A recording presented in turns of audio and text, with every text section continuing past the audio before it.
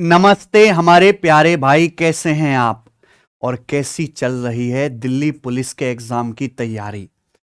देखो दोस्त, आपको पता है हम अपने चैनल पर दिल्ली पुलिस कांस्टेबल का हो पेपर, चाहे ड्राइवर का हो, चाहे हेड कांस्टेबल मिनिस्टर का हो, हम उसके लिए प्रैक्टिस सेट सॉल्व करा रहे हैं। और एसएससी में जितने भी लेटेस्ट सवाल हो रहे हैं भैया, उसमें से अच्छे अच्छे सवाल छांट के जो फ्यूचर में पूछे जाएंगे, एग्जाम में दोबारा पूछेगा डाटा बदल के, वो मैं आपको सारे यही करवा दे रहा हूं। आपको खुद से रिसर्च करने की कोई जरूरत नहीं है। जिन सवालों की आपको पीडीएफ तक नहीं मिल पा रही, वो सवाल आपको प्रैक्टिस सेट में मिल जा रहे हैं। तो मन लगा के इन सवालों को लगाइए। आज हम यहां पे दिल्ली पुलिस कांस्टेबल के एग्जाम के लिए डेडिकेटेड प्रैक्टिस सेट 5 सॉल्व करेंगे। और अगर आपको दिल्ली पुलिस की वर्दी पहननी है, राजधानी में कांस्टेबल बनना है, तो चुपचाप चुपचाप एकदम मन से सारे सवाल करिए भाई। 15 बेस्ट सवाल हम करेंगे जो लेटेस्ट पूछे गए हैं पेपर में। आ जाइए, कॉपी पेन लेके बैठो, मेरे साथ साथ आपको क्वेश्चन सॉल्व करने हैं। पहले सवाल से बताओ, if the profit on the selling price is 6:2/3%, find the original profit percentage. भाई सेलिंग प्राइस पर प्रॉफिट है 6:2/3%, इसकी फ्रैक्शन वैल्यू क्या होती है? 1/15। 6/2/3% की फ्रैक्शन 1/15। सेलिंग प्राइस पर प्रॉफिट है, यानी कि अगर आपका सेलिंग प्राइस 15 है तो आपका प्रॉफिट कितना है? 1। ठीक है भैया। सवाल पूछा एक्चुअल प्रॉफिट परसेंटेज क्या है। भैया प्रॉफिट परसेंटेज तो सीपी को बेस मान के निकाला जाता है ना। ये जो प्रॉफिट है 6:2/3% सेलिंग प्राइस को बेस मान के निकाला गया है। तो सीपी पर क्या प्रॉफिट होगा? देखो प्रॉफिट तो आपका एक ही है। हमने किसी सामान को बेचा, 1 का प्रॉफिट हुआ, और वो सामान बिका कितने में है? 15 में। तो सामान का सीपी क्या होगा? 15 से 1 कम 14। 14 रुपए के सीपी पे 1 का प्रॉफिट होगा, तभी तो 15 में बिकेगा। तो एक्चुअल प्रॉफिट है 1/14 और इसकी अप्रोक्स परसेंटेज वैल्यू होती है 7.14%। और ये सवाल का आंसर आएगा बच्चों, ऑप्शन नंबर यहां पर पहला सही है। आया मजा? सवाल नंबर 2, ये देखिए सीजल मींस का सवाल है, और ऐसे सवाल जो है हर एग्जाम में आते हैं एसएससी के। Vessel A contains milk and water in the ratio 4:5. B contain milk and water in the ratio 2:1. X liter mixture of A is mixed with Y liter mixture of B. A का X litre, B का Y litre mixture मिलाया जाता है। तो milk water का जो ratio है वो 8:5 हो जाता है। तो पूछा है X:Y, यानी कि A के कंटेनर A और कंटेनर B के मिक्सचर को किस अनुपात में मिलाया गया है। ऐसे सवाल हमेशा एलिगेशन मेथड से सॉल्व किए जाते हैं। आप चाहे मिल्क पे एलिगेशन लगा लीजिए, चाहे वाटर पे इच्छा आपकी है। भाई हमारे पास 2 बर्तन है, ए और बी, जिनमें मिल्क वाटर का मिश्रण है। तो पहले बर्तन में मिल्क वाटर का रेशियो कितना है? 4:5। तो मिल्क कितना है? 4/9। टोटल 9 है, 9 में से मिल्क कितना है? 4। बर्तन बी में मिल्क वाटर का रेशियो कितना है? 2:1, यानी कि मिल्क 2 है, तो टोटल मिक्सचर कितना है? 2/3। बर्तन बी में मिल्क कितना का कंसंट्रेशन क्या है? 2/3। हमने ए का X लीटर और बी का Y लीटर दोनों का आपस में मिलाया, जो फाइनल मिश्रण बना, उस फाइनल मिश्रण में मिल्क का और मिल्क वाटर का रेशियो कितना है? 8:5। तो मिल्क कितना है टोटल? 13 में से, यानी कि फाइनल मिश्रण में मिल्क का कंसंट्रेशन कितना? 8/13। एलिगेशन लगा दीजिए बच्चे। यहां 9 आ रहा है, यहां 3 आ रहा है, यहां 13 आ रहा है। तो आप ये देखिए 9, 3 और 13, ठीक है, इनका एलसीएम कितना आ जाएगा भैया? 117 है ना। पूरे डाटा को आप 117 से गुणा कर दीजिए। तो 9 से 117, 13 बार, 13 चौका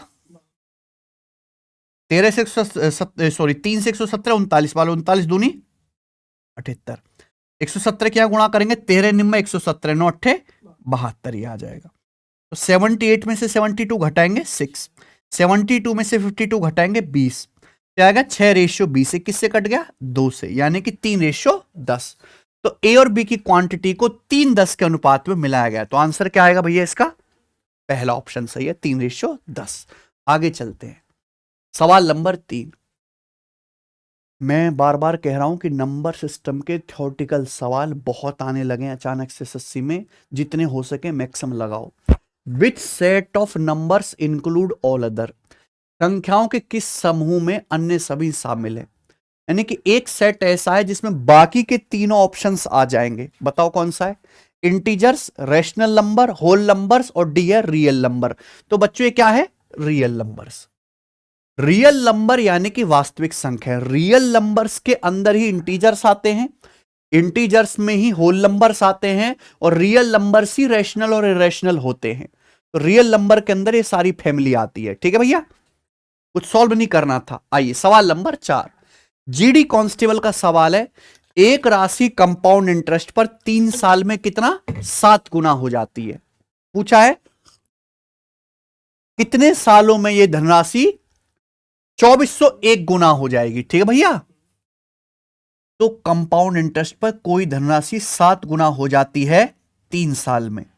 पूछा यह गया कि 2401 गुना कितने साल में हो जाएगी। 2401 आप समझते, 7 का क्यूब 343, 7 की पावर 4, 7 की पावर 4 होता है 2401। 2401 गुना कितने साल में होगी भाई? अगर 7 गुना होने में 3 साल लग गए तो 7 की पावर 4, पावर 4 गुना होने में समय भी तो मेरे पैर भी 4 गुना लगेगा।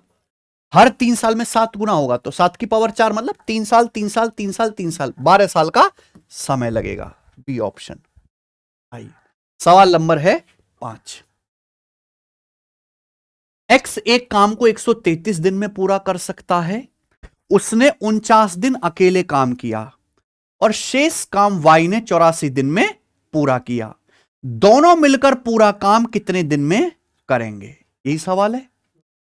देखो कभी भी इस तरह के सवाल आते हैं, हम हमेशा रिमेनिंग वर्क पे ध्यान देते, रिमेनिंग वर्क पे। ठीक है, रिमेनिंग वर्क पे यहां से आप एफिशिएंसी निकाल सकते हो बड़ी आसानी से। जैसे सवाल में बोला है एक्स एक काम को कितने दिन में कर सकता है, एक्स एक काम को 133 दिन में पूरा कर सकता है अकेले, उसने 49 दिन तक अकेले काम किया।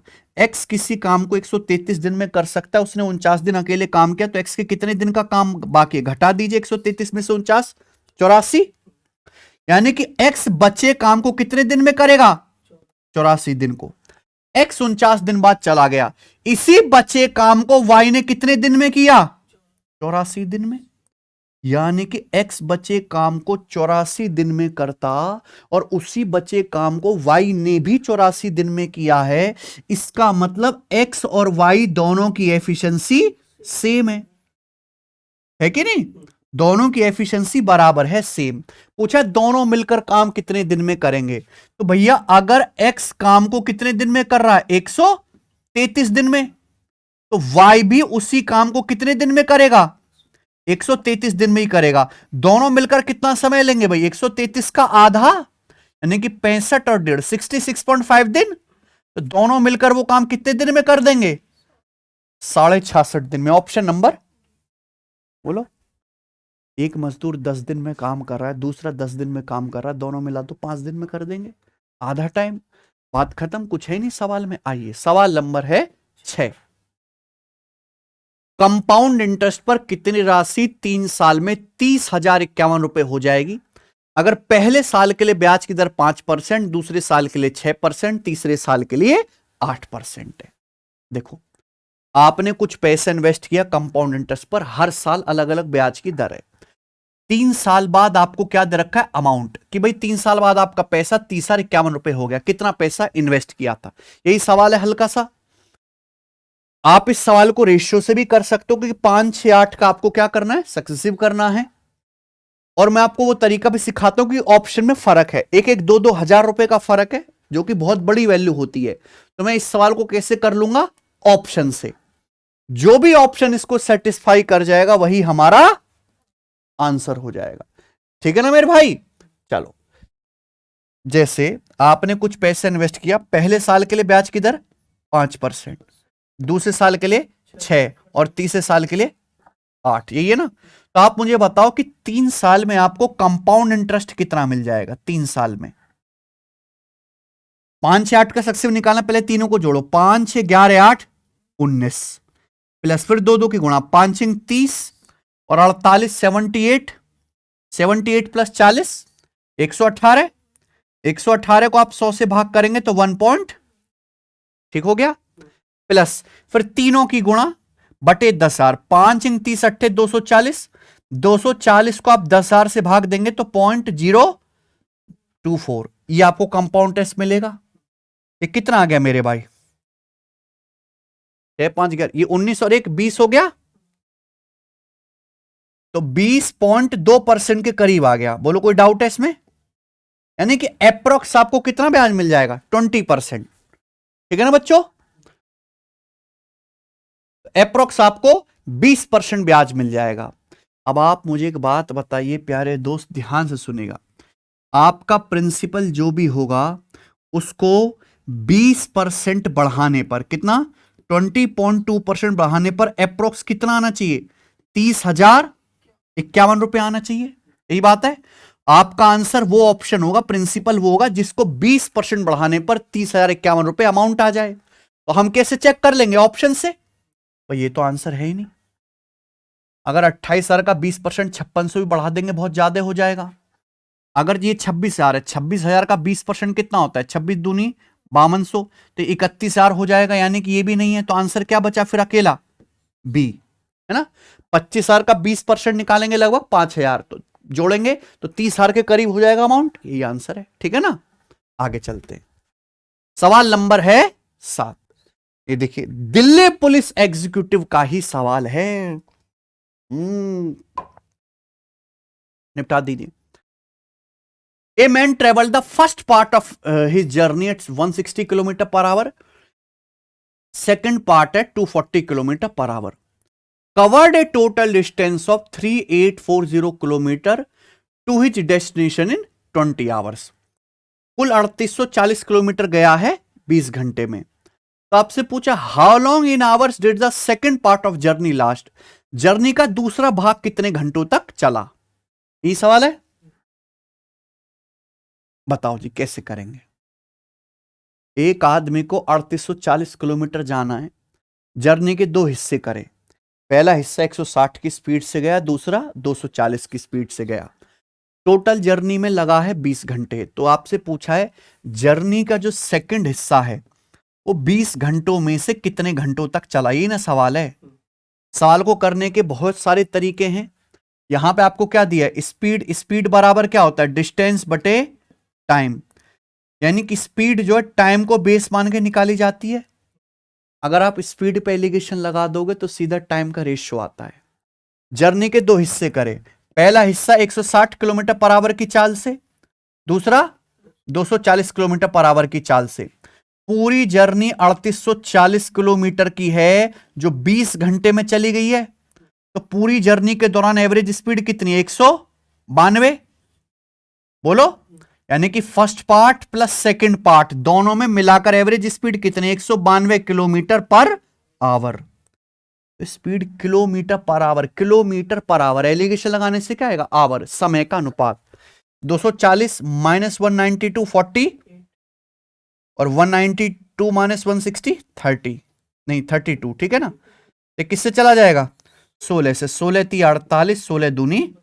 ये जर्नी के पहले हिस्से और दूसरे हिस्से में लगने वाले समय का अनुपात आएगा। टोटल टाइम कितना लगा? 3 2 5, 5 की वैल्यू कितनी है? 20 घंटे, यानी कि 4 गुना। तो जर्नी का सेकंड वो कितना होगा? 2 के लिए 4 गुना 8 घंटे। 8 घंटे सवाल का आंसर है। ठीक है ना। तरीके और भी हैं। आपसे ये पूछ लिया होता कि सेकंड पार्ट में कितने किलोमीटर गया। 240 किलोमीटर गया मेरे प्यारे भाई। 240 किलोमीटर पर आवर की स्पीड से 8 घंटे तक कितनी डिस्टेंस आएगी? 240 गुणा 8 हो जाएगा। ठीक है ना। तरीके और भी है पर मैंने आज आपको एलिगेशन वाला भी सिखा दिया। आइए सवाल नंबर 8। इकबाल एक 3000 मीटर की रेस में सालनी को 600 मीटर से हराता है। सालनी पूनम को 2000 मीटर की रेस में 500 मीटर से हराती है। तो पूछा यह गया है कि इकबाल 2 किलोमीटर की रेस में पूनम को किस डिफरेंस से हराएगा। तो यहां पर 3 लोग हैं, मैं इकबाल, सालनी और पूनम। ठीक है। पूछा इकबाल पूनम को जो है कितने से हराएगा, ये तो पूछा है। अच्छा, अगर 3000 मीटर की रेस होती है तो इकबाल सालनी को 600 मीटर से हराता है। 600 से 3000 कितना चला जाएगा? 5 बार। बोलो बताइए। यानी कि अगर 5 यूनिट की रेस होते, इकबाल 5 यूनिट दौड़ता है तो सालनी 1 यूनिट से हार जाते। तो सालनी कितना दौड़ेगी? 4। ये रेशियो आ जाएगा दोनों की स्पीड का 5:4। आगे सालनी पूनम को 2000 मीटर की रेस में, अब बात हो रही है सालनी और पूनम की। सालनी पूनम को 2000 मीटर की रेस में 500 मीटर से हराती है, तो 500 से 2000 कितनी बार जाएगा? 4 बार। यानी कि सालनी अगर 4 यूनिट दौड़ेगी तो पूनम 1 यूनिट से हार जाएगी। अगर सालनी 4 यूनिट दौड़ेगी तो पूनम 1 यूनिट से हार जाएगी, तो पूनम कितना दौड़ेगी? 3। ये तीनों की स्पीड का रेशियो आ गया, समझ में आया? इकबाल, सालनी और पूनम की। अगर मेरे भाई इकबाल और पूनम को दौड़ा दिया जाए, देखो, तो सेम टाइम में इनके द्वारा चलेगी डिस्टेंस का रेशियो भी होगा। अगर रेस दौड़ी जाती है मेरे प्यारे भाई, सेम टाइम इकबाल दौड़ेगा, सेम टाइम पूनम दौड़ेगी, एक बंदा जीतेगा एक हारेगा, तो जो स्पीड का रेशियो है उनके द्वारा चलेगी डिस्टेंस का रेशियो भी होगा। यानी कि इकबाल अगर 5 यूनिट दौड़ेगा तो पूनम कितना दौड़ पाएगी? यानी कि पूनम जो है 2 यूनिट से हार जाएगी। यही तो बात है। तो पूछा रेस कितनी हो रही है? 2 किलोमीटर की, इकबाल जीतेगा 2 किलोमीटर, यानी कि 2000, 5 किलो 2000 मीटर, कितने गुना? 400 गुना। तो पूनम कितने से हार जाएगी? 2 किलो 400 गुना 800 मीटर से हार जाएगी। आंसर आ जाएगा, बताइए पहला ऑप्शन। कोई डाउट है इसमें? ठीक है बच्चे, ये प्रीवियस ईयर के ही सवाल हैं आपके। अच्छा, आप अगर हमारी वेबसाइट पे जाओगे, एप्लीकेशन पे, टेस्ट रैंकिंग पे, तो यहां हमने मॉक टेस्ट डाल रखे हैं फ्री। और जोश में रहो, मैं आपको बता रहा हूं, बहुत ज्यादा नया पढ़ने की जरूरत नहीं है, केवल प्रीवियस ईयर सवाल लगाते जाओ, टेस्ट लगाते जाओ। हर एक सब्जेक्ट की बात कर रहा हूं मैं यहां पे। हर एक कैटेगरी के आपको पेपर देने, जिसके भी उसके प्रीवियस ईयर के टेस्ट फ्री डाले हुए हैं। सेक्शनल टेस्ट भी हैं और फुल लेंथ टेस्ट भी हैं।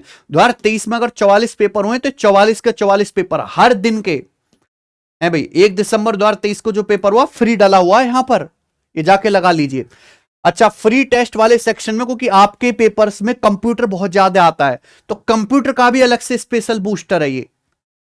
जितने भी क्वेश्चंस हैं कंप्यूटर के आज तक जो पूछे गए किसी भी एग्जाम में, जैसे मेमोरी के क्वेश्चन है, सॉफ्टवेयर के, ये चैप्टर वाइज करके हमने, है ना, 25-25 क्वेश्चंस के 15-15 मिनट के टाइमर के साथ डाल रखे। ये जाके लगाइए आप टेस्ट, बिना किसी किताब की तैयारी हो जाएगी। ये करो। एक सर्कुलर बगीचे की परिधि कितनी है? 506 मीटर। बोला 14 रुपए पर मीटर स्क्वायर की दर से इसे समतल करने की लागत कितनी होगी? जीडी का सवाल है, तो दिल्ली पुलिस में भी आ सकता है। अच्छा, एक सर्कुलर गार्डन है, ये हुआ गार्डन, ठीक है भैया। इसकी परिधि यानी कि ये जो इसका ब्लैक ब्लैक लंबाई है चारों ओर की, ये बता रखी है, ठीक है ना। अब इसको मेरे प्यारे भी क्या करना है, आपको समतल करना, घास लगवानी है ऐसे। और 1 मीटर स्क्वायर का खर्चा कितना आ रहा है? 14 रुपए। पूरे की लागत कितनी आएगी? तो आपको क्या करना है, सर्कुलर गार्डन का एरिया निकालना है। और एरिया क्या होगा? पाई आर स्क्वायर। पाई में क्या आएगा? 22/7। यानी कि जो भी आंसर आएगा 11 का मल्टीपल आएगा। आप पहले सर्कुलर गार्डन का एरिया निकालो और उसको किससे गुणा कर दो? 14 से।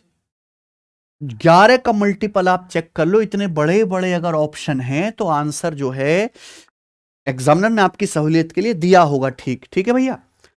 11 का मल्टीपल निकालना आता है, और इवन प्लेस के डिजिट का सम निकालो। 2 और 1 3 3 6, 5 8 13 1 14, 14 6 का डिफरेंस 8, 11 से नहीं कट रहा।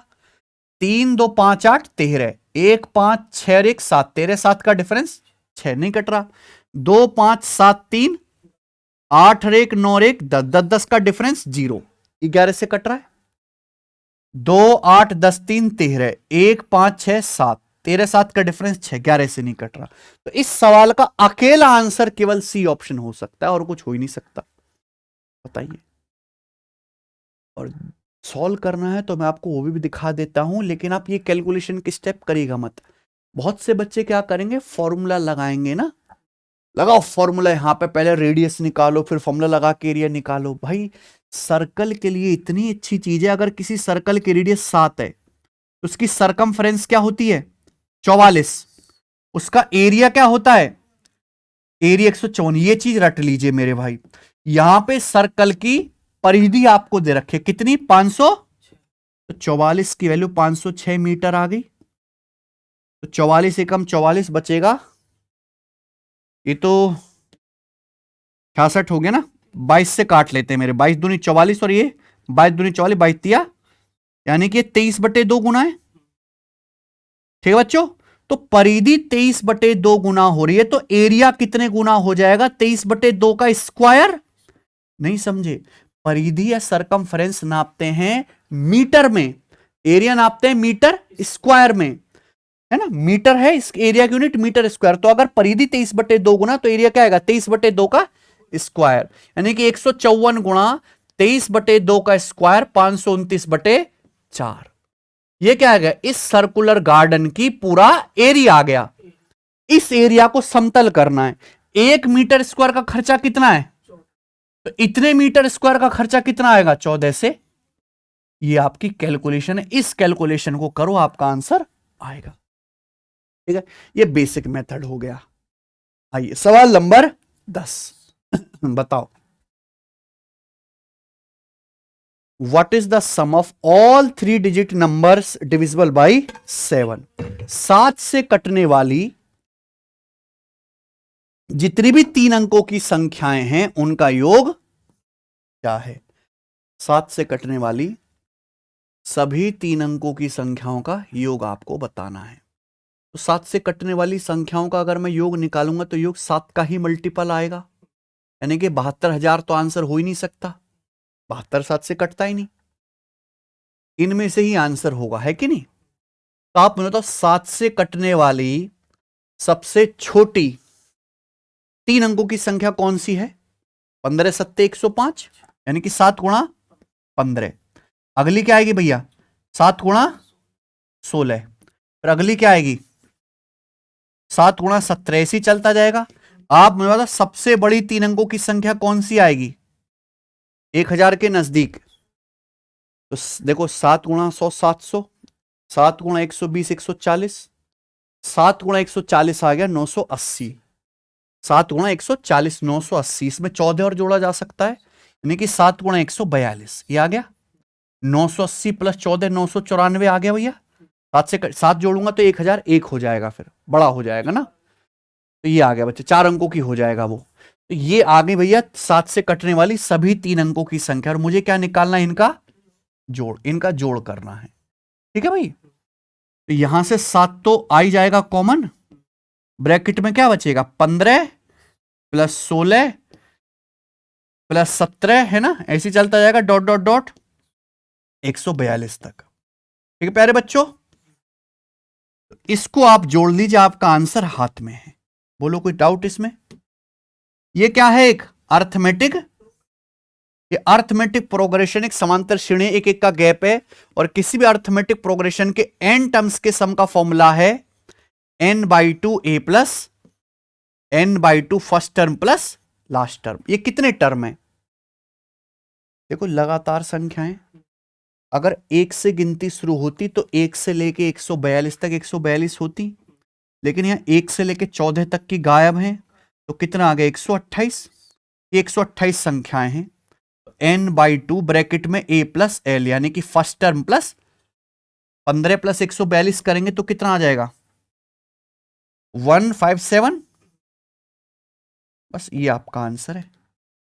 2 से 128 चला जाएगा आपका 64 बार। ठीक है ना, तो ये तो इवन आएगा भैया, और तो आंसर आएगा ही नहीं। तो आंसर क्या आ गया इस सवाल का? ये ऑप्शन। ठीक है बच्चों, मुझे लगता है सभी को ये बात अच्छे से समझ में आ गई, मैंने पूरा ही करके बता दिया। Find the effective discount for the scheme buy 5 get 3। 5 खरीदें 3 मुफ्त पाएं, इसका इफेक्टिव डिस्काउंट क्या है? नेट आपने कस्टमर को टोटल कितनी वस्तु दी? 5 और 3 8। 8 वस्तु दी, जिसमें से आपने 5 का ही पेमेंट लिया है, 3 आपने फ्री दी है, तो डिस्काउंट कितना हो गया टोटल? 3/8। 1/8 12.5%, इस हिसाब से 3/8 हो गया 37.5%। Option number B. आगे चलते हैं। एक आदमी अपनी स्पीड 15 किलोमीटर पर आवर बढ़ा लेता है तो 16 मिनट पहले पहुंच जाता है।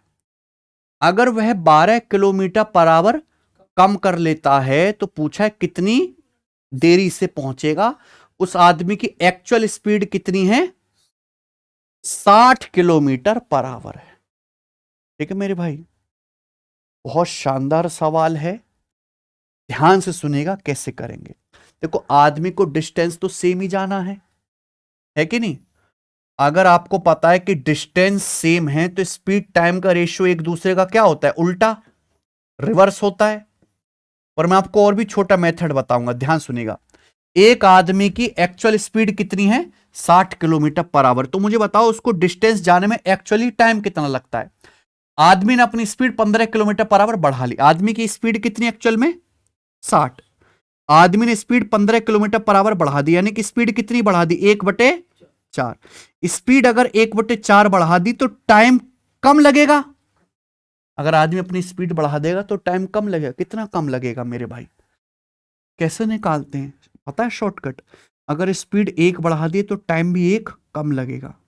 और बटे क्या आएगा, इन दोनों को जोड़ देना, 4 + 1, यानी कि स्पीड 1/4 बढ़ा दी 25% और टाइम 1/5 20% कम लगेगा।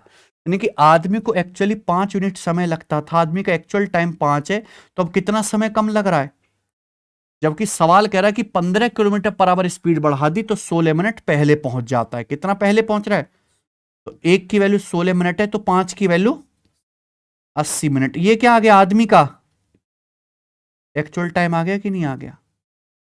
तो आदमी जब अपनी actual speed 60 kilometre per our से चलता है तो कितना समय लगता है, 80 मिनट।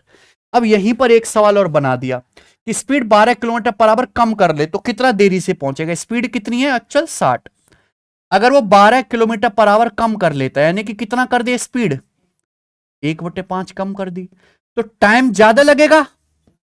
स्पीड कम कर दी तो समय ज्यादा लगेगा। कितना ज्यादा है, अगर स्पीड 1 कम कर दे तो समय 1 ज्यादा लगेगा। और बटे क्या आएगा भाई, इन दोनों का 5-1 4।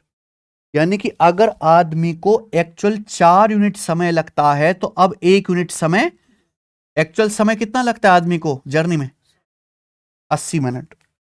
4 किलो 80 मिनट, तो 1 की वैल्यू कितनी आ जाएगी, तो अब आदमी को 20 मिनट फालतू लगेगा। ऑप्शन क्या आ गया इस सवाल का, ठीक है ना। बढ़िया सवाल है, मैंने आपको रेशियो से ही बताया। सवाल नंबर 13, एक गोलाकार गैस के गुब्बारे में हवा भरने पर इसकी रेडियस 14 से बढ़कर कितनी हो जाती है, 21 सेंटीमीटर। दोनों स्थितियों में गुब्बारे के पृष्ठीय क्षेत्रफल का अनुपात ज्ञात कीजिए। गुब्बारा यानी कि स्फेरिकल शेप, किसी भी स्फेयर की या गोले की रेडियस अगर r है तो उसका टोटल सरफेस एरिया होता है 4πr²। 4π एक कांस्टेंट है, यानी कि सरफेस एरिया जो है रेडियस के स्क्वायर पे निर्भर करता है। रेडियस जिस अनुपात में बदलेगी सरफेस एरिया उसके स्क्वायर के रेशियो में चेंज होगा। अब हमने गोलाकार गैस का गुब्बारे में हवा भरी, रेडियस 14 से 21 हो गई, यानी कि रेडियस क्या होगी प्यारे बच्चों, इस अनुपात में 7 दूनी 14, 7 तिया। तो आपसे पूछा पृष्ठीय क्षेत्रफल किस अनुपात में जो है चेंज हुआ है, इसका रेडियस का स्क्वायर करो तो 2 का स्क्वायर 4, 3 का स्क्वायर, यानी कि 4 ऑप्शन नंबर ए आ गया। ये बताइए सवाल नंबर 14, एक आदमी अपनी इनकम का 58% खर्च करता है, उसकी इनकम 30% बढ़ जाती है, उसका खर्चा भी 25% बढ़ जाता है। पूछा है उसकी सेविंग्स कितने परसेंट बढ़ेगी। बताइए भाई, ऐसे सवाल डेविएशन भी इससे भी हो जाते हैं, डाटा इजी है, 100 मान के भी हो जाते हैं। कौन सा बता दूं, 100 मान के बता दूं, जीडी के पेपर का लेटेस्ट आया हुआ सवाल है। आय खर्चा बचत का बहुत पॉपुलर है, देखो सब बच्चे जानते, पूरी दुनिया जानती है, इनकम बराबर एक्सपेंडिचर प्लस सेविंग, आय बराबर खर्चा प्लस बचत। पहली लाइन है, एक आदमी अपनी इनकम में से कितना खर्च कर रहा है, 58%, यानी कि आदमी 100 कमाता है तो 58 खर्च करता है, तो बाकी का 42 उसकी बचत है। 100 में से 58 खर्च, 42 बचत। अब इनकम 30% बढ़ जाती, इनकम यानी कि 100 का 30%, यानी कि इनकम कितनी बढ़ गई 30। खर्चा कितना बढ़ जाता है 25%, तो खर्चा मेरे दोस्तों 58 का 25% कितना आएगा, 25% यानी कि बटे 4। 58 का बटे 4 करेंगे तो 14.5, 14.5 बढ़ गया। ठीक है बच्चे, तो मुझे बताओ उस आदमी की बचत कितनी बढ़ी होगी। भाई इनकम 30 बढ़ी है, खर्चा 14.5 बढ़ा, बचत कितनी? खर्चा प्लस बचत ही तो इनकम के बराबर होना चाहिए। तो 30 में से 14.5 घटेंगे यानी कि 15.5। उस आदमी की बचत 15.5 बढ़ी होगी, क्योंकि 14.5 प्लस 15.5 30 आ गया। तो आदमी की बचत थी कितनी? 42। बचत कितनी बढ़ गई? 15.5। परसेंटेज में कितनी बढ़ी? इंटू 100%। पर ये मैं करूंगा नहीं कि मैं तो देखूंगा ऑप्शन से, ऑप्शन में 10-10% का फर्क दिख रहा है कि नहीं? आप मुझे बताओ 42 का 40% कितना आएगा? बोलो। नीचे जो होता है वो क्या कहलाता है? बेस। बेस क्या होता है? 100%। क्योंकि सारे ऑप्शन 40-50% के नजदीक है। अगर बेस 42 है, 42 का 40% कितना आएगा? 16.8। लेकिन ऊपर क्या है? 15.5, यानी कि 40% से कम है। तो 40% से कम आएगा तो कौन सा ऑप्शन हुआ? खत्म। कुछ करने की जरूरत है क्या? बच्चे क्या करेंगे? गुणा 100% और भाग देंगे, कुछ काटना पाटना नहीं है। अरे ऑप्शन में फर्क है भाई। ठीक है, आइए अगला चलेंगे, आखिरी सवाल। ठीक है,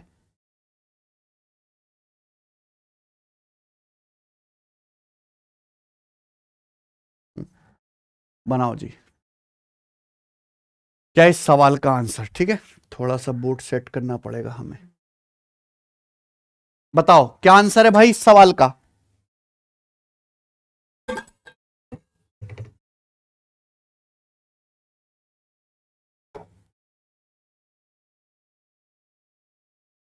A retailer announces a discount of 30% for selling an air conditioner marked at 90,000 to 92,000।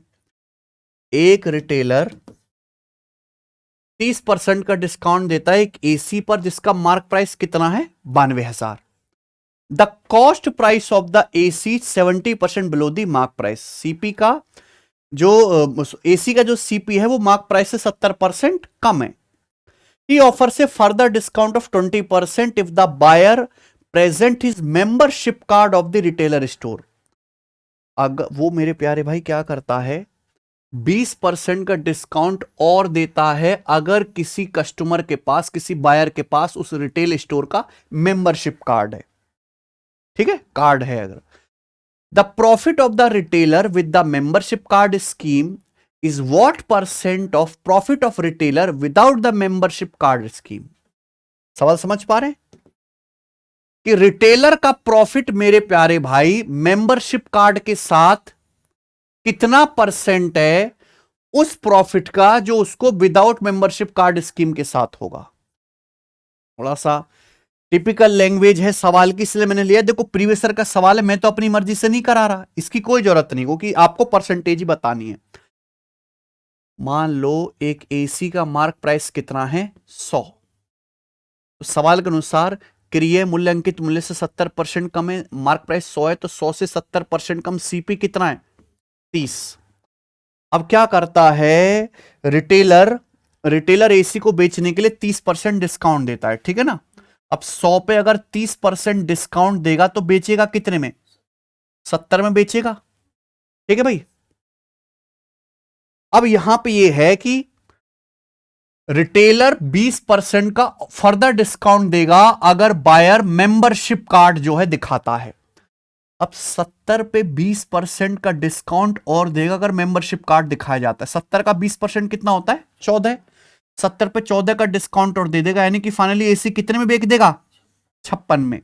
56 में बेच देगा ना। तो आप मुझे बताओ 30 रुपए का सीपी कितना है एसी का? 30। 30 का सीपी बिका कितना? तो कितने का प्रॉफिट हुआ? यानी कि विद मेंबरशिप कार्ड रिटेलर को कितना प्रॉफिट हो रहा है? अगर बायर मेंबरशिप कार्ड दिखाता है तो रिटेलर को 26 का ही प्रॉफिट होगा विद मेंबरशिप कार्ड। सवाल में ये तो पूछा है the profit of retailer with the membership card scheme is what percent of the profit of retailer without the membership card scheme. कि रिटेलर का प्रॉफिट मेंबर कार्ड स्कीम के साथ, विदाउट मेंबर कार्ड स्कीम के साथ जो profit हो रहा है उसका कितना परसेंट है। भाई अगर बायर मेंबरशिप कार्ड नहीं दिखाता है तो बायर को ये 20% का डिस्काउंट नहीं मिलेगा। यानी कि उस केस में रिटेलर क्या करेगा, उस केस में रिटेलर 30 का एसी कितने में बेचेगा, 30 का एसी 70 में बेचेगा, तो प्रॉफिट कितना हो जाएगा, 40 का प्रॉफिट हो जाएगा। यानी कि विदाउट ये जो मेंबरशिप कार्ड है उसके बिना रिटेलर कितना प्रॉफिट कमाएगा, 40। तो ये तो पूछा है कि विद मेंबरशिप कार्ड जो रिटेलर का प्रॉफिट है वो विदाउट मेंबरशिप कार्ड स्कीम का कितना परसेंट है, 26 40 का कितना, यही सवाल आ गया ना बच्चे। ये किससे कट गया, 2 से, 13/1/20 5%, 13/20 ऑप्शन नंबर। तो एक आध सवालों के लिए आप पेपर में से तैयार रहिए। इन सवालों में कोई दम नहीं होता, बट लैंग्वेज इतनी भयानक लिख देते हैं कि बच्चा चित्त हो जाता है। ठीक है भाई, लेकिन हम आपको चित्त होने नहीं देंगे। ऐसे जितने भी खजांची सवाल हैं हम आपको प्रीवियस ईयर में से छांट छांट के कराएंगे, बस आप इस चैनल को सब्सक्राइब कर लो। ठीक बच्चों, और जितने भी प्रैक्टिस सेट में करवा रहा हूं वो लगा लीजिए। 10 अभी हमारा 5वां हो चुका है, 10 तो हम कराएंगे, फिर इनका कंपाइलेशन भी करके डाल देंगे इसी चैनल पर। ठीक है, कैसे लगे मेरे भाई आपको आज के सवाल, मुझे कमेंट करके जरूर बताइए। आप खुद से कितने सवाल ठीक कर पा रहे हैं इस सेट में वो भी बताना। ठीक है बच्चों, बहुत मेहनत लगती है। दिन में मैं रिकॉर्ड कर देता हूं आपके लिए, रात को मैं शीट बनाता हूं, ये आपको 35-40 मिनट की क्लास देने के लिए हमारी भी 1.5-2 घंटे की तो मेहनत लगी जाती है ना। ठीक है, तो आप इसको अप्रिशिएट किया करो और पढ़ा करो मेरे भाई। हैं, लाइब्रेरी में लड़के जाते हैं, सब मौज काट रहे हैं, कोई बर्गर खा रहा है, कोई एक लड़का 3-3 लड़कियों से बात कर रहा है, रील स्क्रॉल कर रहे हो। कीमती समय बर्बाद मत करो, पढ़ लो मेरे प्यारे भाई। ठीक है, बाद में मिलेंगे, धन्यवाद।